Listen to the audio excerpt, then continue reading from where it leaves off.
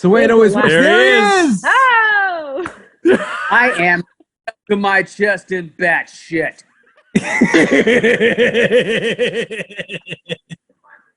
We are literally watching the film right now, and it's amazing. We are cavelling over you.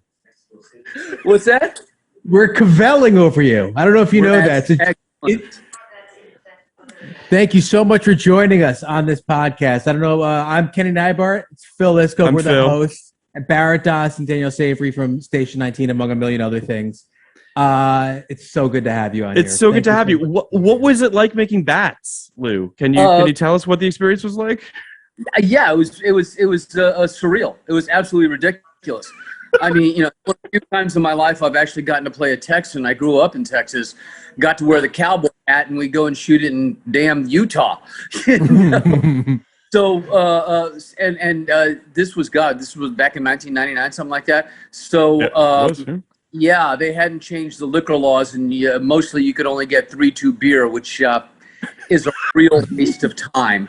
Real waste of time, I got to tell you. You pee a lot. And we were on splits the entire shoot. So, the last call was 11:30 in Utah. It was, just a surreal existence, that kind of schedule for about 6-8 weeks, whatever it was. Utah is wonderful. It's a beautiful place. But it was just a very interesting, experience being there for that, love Leon, love Dina Meyer. Dina. Yeah. Bob Gunton, absolutely adore him. Carlos, fantastic guy. So, I mean, thank goodness we had a great group of people around us, but, not party central, this shoot.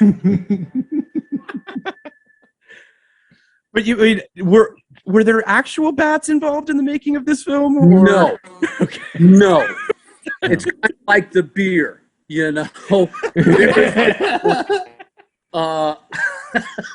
there was one bat,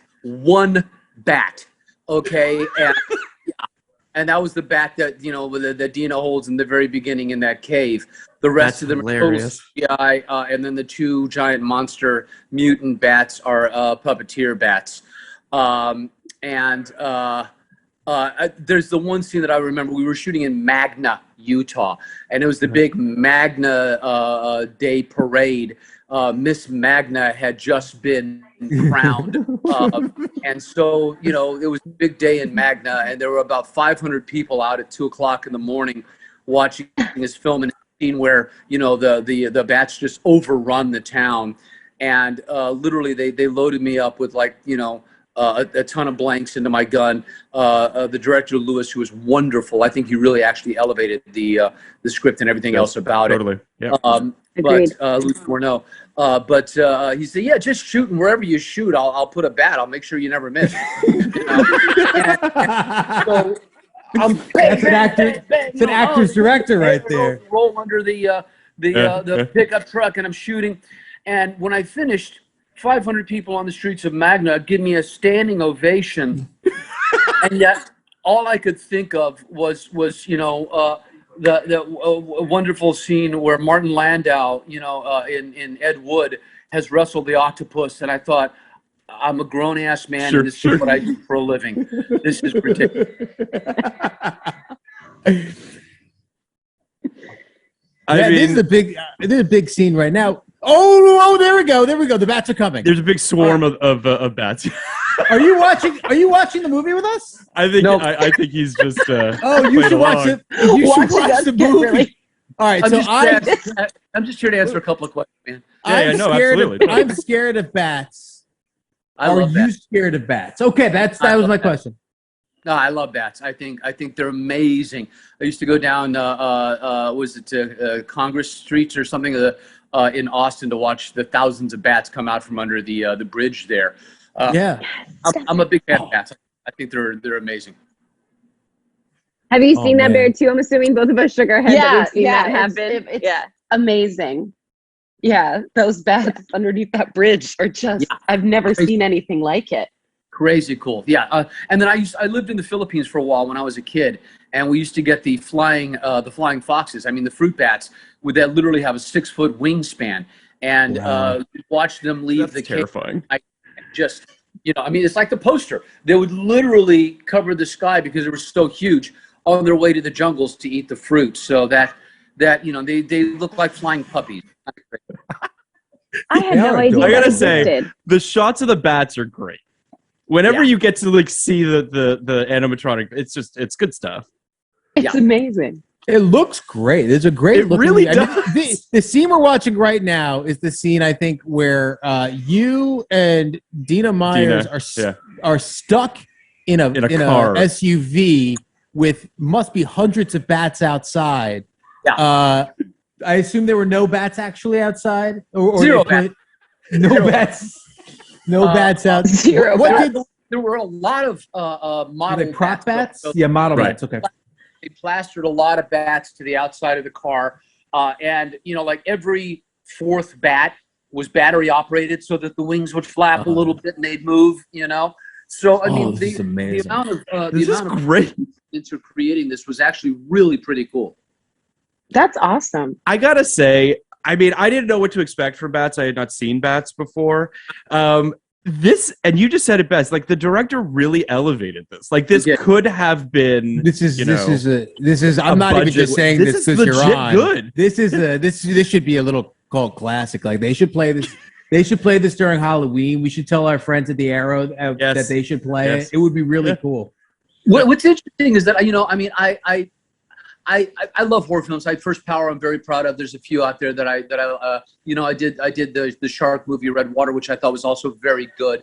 It achieved what it could achieve on the budget we had. Same thing with Bats, and I think it actually achieved more. It made its money back, literally first weekend. I mean, it opened very well. It got a sequel, which they didn't ask me to do. That's some bullshit. Yeah. I mean, you would think when she has bat fighting prowess, they would come back with you. Seriously. Yeah, I know. But Luis really did a fantastic job in making it better. At first I thought, man, I wish it had been a little scarier or a little gorier. But then what I realized is that it appeals to all ages this way. You know, my 13-year-old can watch it, get some good scares, and not be totally freaked out by it. You know. Kenny, do you think your son he wouldn't find this scary, but would he enjoy this? Well, Rollins doesn't find anything scary, as you know. Yeah. But I think he would love this. I think actually I'm going to watch it with him. Yeah, for sure. Sorry, go ahead. Can I ask a question? Yeah. Did you find that it was? Did you find it easy to work with, like, I mean, and I'm not asking for any shit talk here, but to work with, like, the script, like, as you talk, like, you know, about bats? Was it challenging? Did it provide, like, a fun challenge to try to make some of it work when it just on the page might be like, what? You know, it's funny when you're making something like this. This calls on all of your ability as an actor. You know, I mean, it's what you train to do. And I'm from the theater, so this suspension of disbelief is what it's all about. So horror films and science fiction, things like that. You know, you got to commit to the bit. You know, you can't hold it at arm's distance. I mean, you have to. It's life and death, and you have to react. Accordingly. And it's the actors who make these things work. You know, Totally.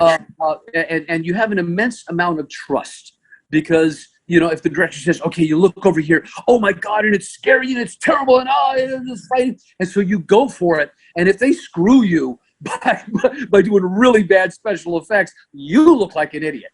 But in the moment, you gotta, in the moment, all you can do is go for it.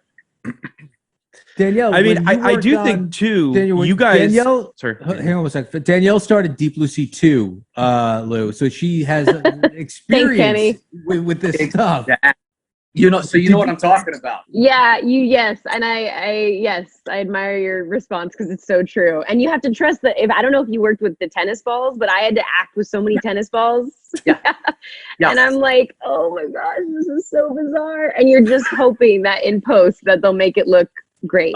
And I've been so gratified because in things like Stargate Universe, where I thought the effects were really unbelievable, or in Red Water, the shark movie that I did a shark movie too, and he was a fully animatronic shark, so he was pretty damn to begin with.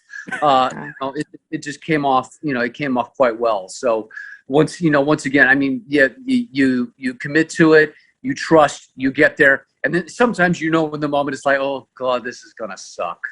But sometimes the cheesiest stuff is the best. Like I kind of thrive on like those cheesy lines sometimes because I'm like, listen, this is the one that everyone's gonna be like, that's the line. I think it's interesting. Out of it. My favorite line out of this entire thing is, "I am not a fat shit." I'm sorry, but it's an LP classic. Yeah, totally. I think it's interesting too. Like this is a bit of an inflection point in terms of special effects, where like you talked about, Lou, the practical effects must have helped you as well. Like despite the fact that they might not look like the realest bats when you're sitting there in that car, having the bats there has to help on an acting level, as opposed to what Danielle's saying with a tennis ball. It's got to be. You got to have something. Yeah. Even just a tennis ball, but you have to have something. Yeah, totally. I mean, I gotta say, I'm looking. Kenny said it earlier, but like, I legit want to sit down and watch Bats like uninterrupted and see this movie because it's. I just think it would be great on a big screen, don't you think, Phil? Totally, I think we can. Yeah. I truly think. I bet we could get the Aaron to show it. Yeah, it works actually. It works on a big screen, which is nice. Yeah, I mean, it was we get a nice originally. Yeah. All right, guys. I gotta Thank you so much, Lou. This was a blast. Thank you so much. Thank you, man. So happy to have you. So cool. Thanks, Take man. care. Take care. Bye. Bye. Guys, Lou Diamond Phillips.